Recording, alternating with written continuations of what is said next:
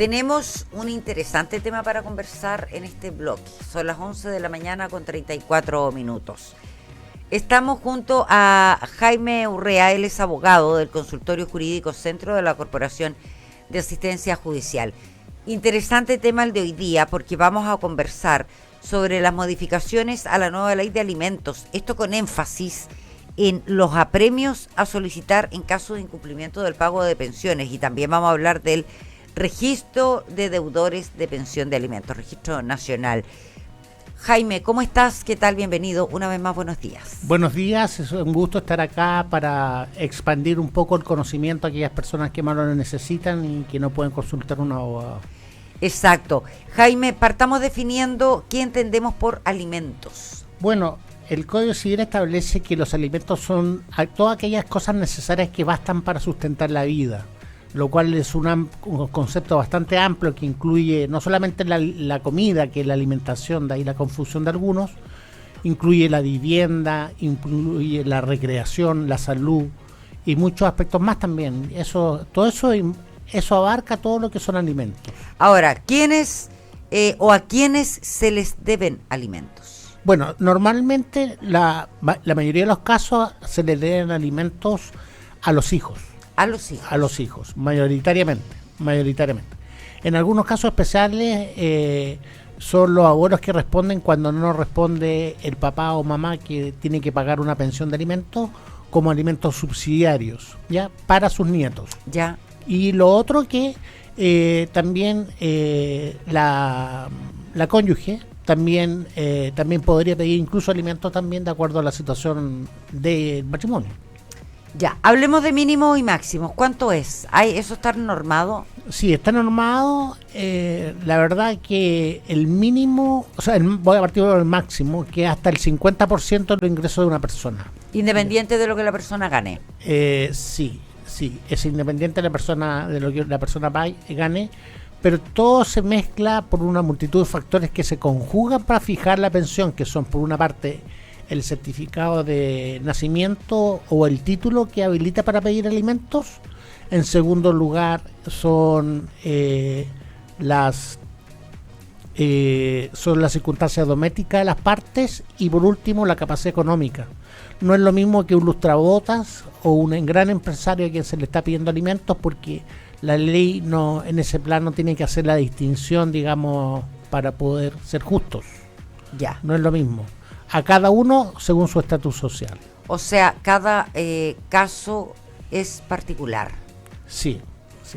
No son todos los casos. A pesar que hay márgenes en el fondo que como mínimos también, que normalmente si hay un solo hijo, el 40% del ingreso mínimo, ¿ya? Si hay un solo hijo.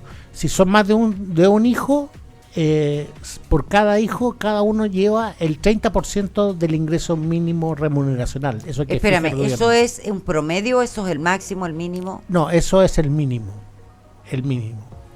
Cuando tú me dices el 30% de un ingreso mínimo remuneracional, es el que fija el gobierno cada cierto tiempo, que se va reajustando. Hoy día está eso en 480 por ahí. Claro. 500, claro, digamos que son. Ahora, 500. Pero ese porcentaje es en base al líquido, no al imponible. Claro, lo que pasa es que uno para fijar la pensión tiene que fijarse fundamentalmente en cuáles son los descuentos obligatorios, de que son normalmente las cotizaciones previsionales, la salud, ¿ya?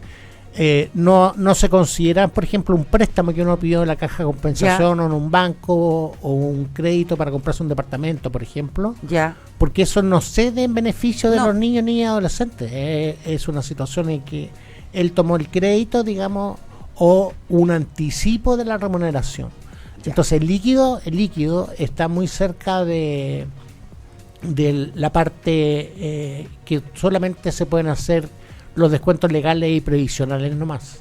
Y de ahí se empieza a calcular todo lo que dijimos anteriormente. Ya, cuando tú me dices un 30% por niño, sí, estamos hablando de que la persona paga el 60% de su sueldo en pensiones. No, lo que pasa es que no se puede, acuérdate que no se puede exceder el 50%. No, por eso te lo pregunto, claro. El 30% se fija en una cantidad que son alrededor de 108 mil pesos, ¿ya? Por hijo. Por hijo. Claro. Entonces, en ese sentido, teniendo más de una carga, a cada niño le debiera corresponder aproximadamente, así sacando cuentas rápidas, un mínimo de 100.000 pesos por cada niño. Ahora, tú me preguntarás inmediatamente si eso aplica a todos. No, uno tiene que tener claro, digamos, que todo hay que verlo de acuerdo al prisma de cuánto es lo que gana la persona y el estado de necesidad de los niños, niñas y adolescentes también. Hablemos un poco de las modificaciones legales que se han ido estableciendo para que los alimentos mantengan el valor adquisitivo, explicándolo un poquito. Sí, la verdad que ahora las pensiones se establecen en unidades tributarias mensuales, que son un parámetro que eso se va ajustando mes a mes en la economía, y eso va subiendo mes a mes, de modo tal que a veces se produce la confusión respecto de algunos que, por ejemplo, solo a título de ejemplo, por ejemplo, le decretan 4,3 UF y que equivale a tal cantidad de pesos. A veces la gente por costumbre se queda con los pesos, pero claro, no se queda con que tiene que reajustar mes a mes, como sube la UTM, la pensión. Entonces, el tribunal va haciendo, de acuerdo a las modificaciones de la ley de alimentos, una actualización permanente respecto a lo que debe el alimentante. Ahora, estaba viendo acá algunas de los planteamientos que se hacen con respecto a eso. Para poder pedir los alimentos, vamos por parte, ¿qué tengo que hacer? Mire, básicamente uno tiene que tener tiene que tener un vínculo, ya sea la cónyuge o los hijos. Uno tiene que acreditarlo mediante los respectivos certificados, ¿ya? Cuando se tenga toda la documentación y se tenga claridad respecto a los gastos que tenga la familia, salvo que exista un acuerdo para pagar los alimentos futuros, lo cual se puede hacer por escritura pública autorizada por el tribunal, que son los mínimos casos, porque siempre terminan todos, sobre todo los papás, peleando por todo. Sí. Exactamente, una realidad, y al final me va a permitir una expresión, los que pagan la cuenta son los niños, niñas y adolescentes. Exacto. Claro. Entonces, la primera gestión que tiene que hacer la persona antes de entrar a contratar un abogado o ya contratado es la mediación. La mediación es un sistema que la verdad que yo encuentro que se utiliza poco y se utiliza como mero trámite de admisibilidad de las demandas. ¿Qué quiero decir con eso? Que si las mediaciones se hicieran de acuerdo como realmente debieran ser, en una mesa que no tiene cualquier característica, que es redonda, donde ahí no manda nadie, la mediación es el mediador que toma o acerca posiciones entre el demandante y el futuro demandado. Entonces, si se hace bien y si se tiene tiempo, digamos, y se cuenta con la voluntad, la verdad que hay muchas cosas que no pasarían en el tribunal de familia, porque realmente esa es la idea de la ley que estableció la mediación obligatoria en 3 materias, que son los alimentos, cuidado personal y relación directa y regular o visita. Hablábamos recién de las modificaciones que hacen que vaya variando la pensión para poder mantener el poder adquisitivo de alguna manera. Ahora, si no se pagan los alimentos acordados que fueron fijados por el tribunal, ¿qué pasa? Claro, ahí el Estado de Chile ha venido a saldar una deuda muy histórica con los niños, niñas y adolescentes. ¿En qué sentido? En que es, de acuerdo a las estadísticas, las personas o las mamás son las más predominantes en el espectro del cuadro general de personas que demandan por sus hijos alimentos. Entonces, en este sentido, se dictó una ley que estableció la 21.484, que el 20 de mayo de 2023, que vino un poco a establecer nuevas reglas del juego. En derecho civil, la verdad es que los tribunales normalmente actuaban cuando uno le pedía las cosas. Por ejemplo, el tribunal civil, una deuda de arrendamiento, sí, o cualquier otro, un precario, cualquier cosa, el tribunal está impedido de avanzar si las partes no avanzan. Entonces, en familia pasaba lo mismo, digamos. Las pensiones podrían estar uno años. tenía que estar ahí encima. Claro, ya. si no estaba uno poniendo ahí atención sobre lo que se debía o pidiendo premios, incluso se podría pensar que los alimentos incluso podrían prescribir los alimentos devengados, ¿ya? Pueden prescribir ejecutivamente a los 3 años y ordinariamente a los 5. Pero ese plazo, la mayoría de la doctrina piensa que se cuenta a contar de los 21. No es la opinión que tengo yo, porque de los en 21 años. 21 años, sí. No se deben hasta los 18, como la mayoría de la gente cree. Digamos. No, pues se pagan hasta los 21. Hasta los 21. Y entre los 21 y los 28 años se pagan siempre y cuando el niño, niña y adolescente esté ejerciendo, o sea, esté estudiando. Digamos. Exacto. Claro. Ahora, si no se define o no se resuelve finalmente el pago, vamos a otro paso, que es el Registro Nacional de Morosos, de deudores. Sí, mira, pero antes de eso, Ya. antes del registro, que sería como la última instancia que tiene el Estado como para apoyar a las familias, es que con esta ley que te digo yo, la 21.484 de mayo del 2023, se establecieron procedimientos por los cuales se cambia el eje completo de cómo se ve la materia de alimentos. ¿Por qué? Porque ahí se faculta a los tribunales de familia para hacer una serie de investigaciones previas para averiguar el patrimonio de la persona deudora. Entonces, es el tribunal de familia que puede oficiar, así en forma reservada, sin que sepa el deudor, por interconexión con la Comisión del Mercado Financiero, con qué bancos tiene cuenta la persona, con el Servicio de Impuestos Internos, que también está interconectado también para saber las declaraciones de impuestos que tiene la persona, también con básicamente con la tesorería y otros antecedentes importantes o medios importantes para buscarle bienes, para poder pagar las pensiones que están ya devengadas y no pagadas. Entonces, ¿en qué consiste la innovación? Es que es el tribunal de familia el que tiene que hacer ese proceso a petición de la parte, ¿ya? Antes era, la verdad, que se dejaban solas a las mujeres particularmente, Ya. que ellas hicieran todo el esfuerzo. En cambio ahora, de acuerdo a la modificación de la ley, el Estado permite dar una cobertura efectiva para el pago de dichas pensiones, y ese es el sentido de la ley.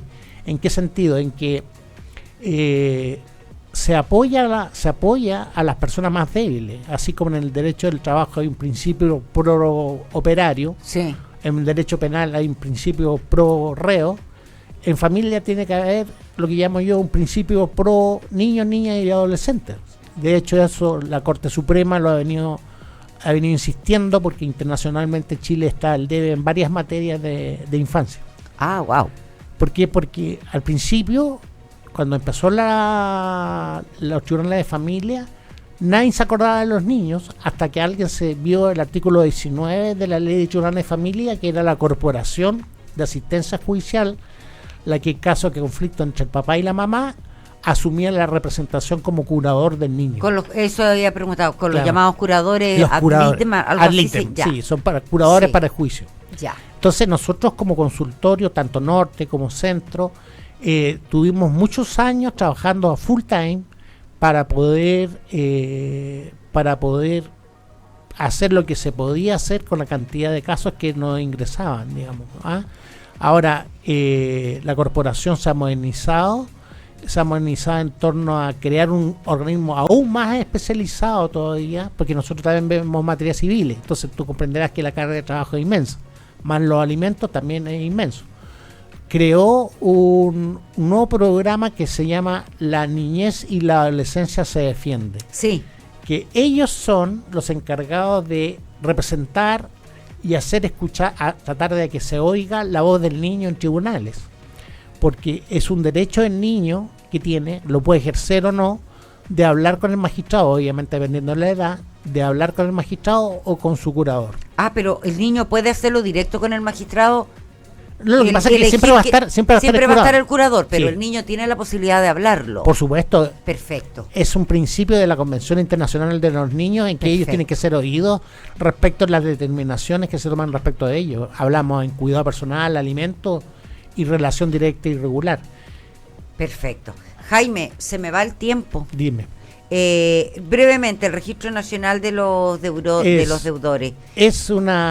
Digamos, por decirlo así, es como un DICOM para las personas que dean alimentos. Porque el que cae en ese DICOM, la verdad que es muy difícil que pueda volver a salir y es tan complejo el sistema que los que entran tienen que... La única manera de salir de ese DICOM alimenticio es pagando la deuda. Eso no prescribe. Porque no sé qué tan cierto será, pero uno siempre escucha que en DICOM una deuda prescribe después de 5 años. Claro, lo que pasa es que al igual que todas las cosas, todo prescribe. Ya. Pero como se trata en este sentido que va a estar la causa en permanente movimiento, no se puede alegar la prescripción. Ya. No se puede, mientras esté en movimiento la causa, no se puede alegar prescripción porque se interrumpe la prescripción. Todo el tiempo que ha habido anteriormente se pierde y comienza un nuevo plazo para la prescripción de los alimentos devengados. O sea, la única forma que tienes para salir de esto es pagar lo que debes de alimentos. Lo que debe de alimentos. Ahora, llega a ser tal el punto que está por esta interconexión que se hace con las notarías, con la Comisión de Mercado Financiero, es que no se puede otorgar un crédito a una persona si está en el Registro Nacional de Deudores. Tampoco se puede inscribir una propiedad en nombre de una persona que está en el Registro de Deudores, por decir algunos ejemplos. Sí, hay harto. Está el tema de la licencia de conducir también. También. Lo que siempre ha sido así.